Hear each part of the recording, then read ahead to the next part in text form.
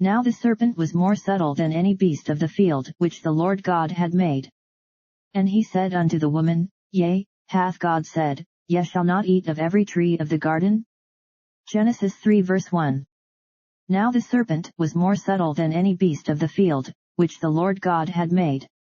Many instances are given of the subtlety of serpents, in hiding their heads when struck at, rolling themselves up, stopping their ear at the voice of the charmer, putting off their skin, lying in sand of the same color with them, and biting the feet of horses, and other things of the like kind, but by these it does not appear to be now more subtle than any other creature, whatever it might be at its first creation, particularly the fox greatly exceeds it. The words therefore may be rendered,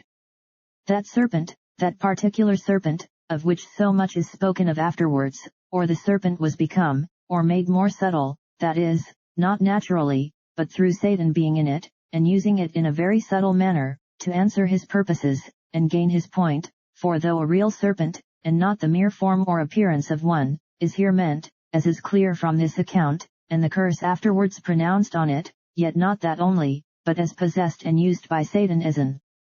instrument of his to accomplish his designs, as is evident from its having the faculty of speech, and the use of reason, employed in a very artful and sophistic manner, nor is it rational to suppose that human nature, in the height of its glory and excellency, should be outwitted and seduced by a creature so inferior to it. Besides, the Scriptures always ascribe the seduction of man to the devil, who, because he acted his deceitful part in and by the serpent, is called the serpent, and the old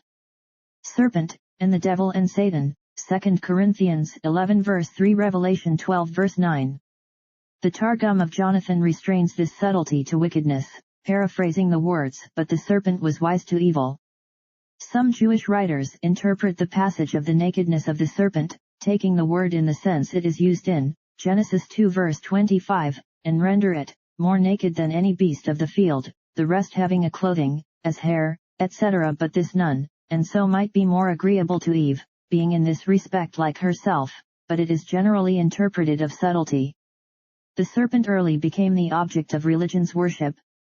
Tautuz, or the Egyptian Thoth, was the first that attributed deity to the nature of the dragon, and of serpents, and after him the Egyptians and Phoenicians. The Egyptian god Neph was a serpent with an hawk's head, and a serpent with the Phoenicians was a good demon. What led them to have such veneration for this animal, were its plenty of spirits, its fiery nature, its swiftness, its various forms it throws itself into, and its long life, and so Pherecydes speaks of a deity of the Phoenicians called Ophionius, and who also affirms, that this was the prince of demons cast down from heaven by Jupiter, and Herodotus makes mention of sacred serpents about Thebes, and Elianus of sacred dragons, and Justin Martyr says, the serpent with the heathens was a symbol of all that were reckoned gods by them, and they were painted as such, and wherever serpents were painted, according to Persius, it was a plain indication that it was a sacred place.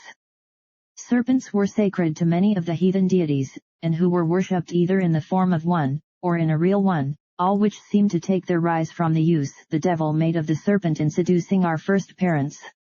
And he said to the woman,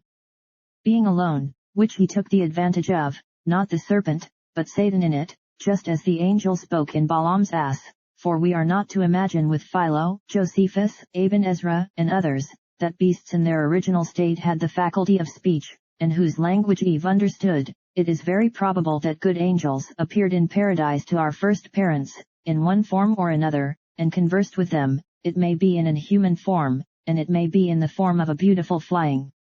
serpent, which looked very bright and shining, and that sort called seraph. Numbers 21 verse 6, hence angels may bear the name of seraphim, as some have thought, so that it might not be at all surprising to Eve to hear the serpent speak, it being what she might have been used to hear, and might take this to be a good angel in such a shape, that was come to bring a message to her from God, and to converse with her for her good, and who thus accosted her.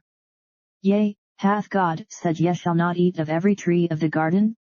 Or of any tree, so ambiguously does he speak, in order to reproach the divine goodness, and draw into a disbelief of it. The speech is abrupt, and, as Kimchi observes, supposes some discourse, as to this purpose, surely God hates you, for though you are greater than the rest of the creatures, he has not provided any superior excellency for you, and especially since he has said, ye shall not eat, etc.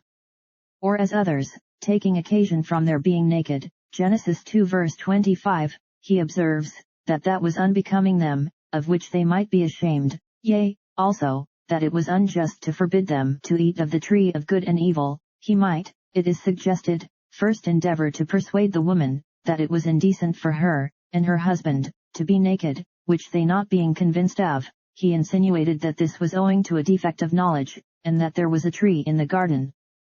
which if they ate of, would give them that knowledge, and therefore God had forbid it, to keep them in ignorance. But he seems to put this question, to cause them to doubt of it, whether there was such a prohibition or not, and as amazing that it should be, and as not believing it to be true, it being, as he would have it, contrary to the perfections of God, to his goodness and liberality, and to his profession of a peculiar respect to man, wherefore the Targum of Onkelos renders it, of a truth, and that of Jonathan, is it true? Surely it cannot be true, that a God of such goodness could ever deny you such a benefit, or restrain you from such happiness. He can never be your friend that can lay such an injunction on you.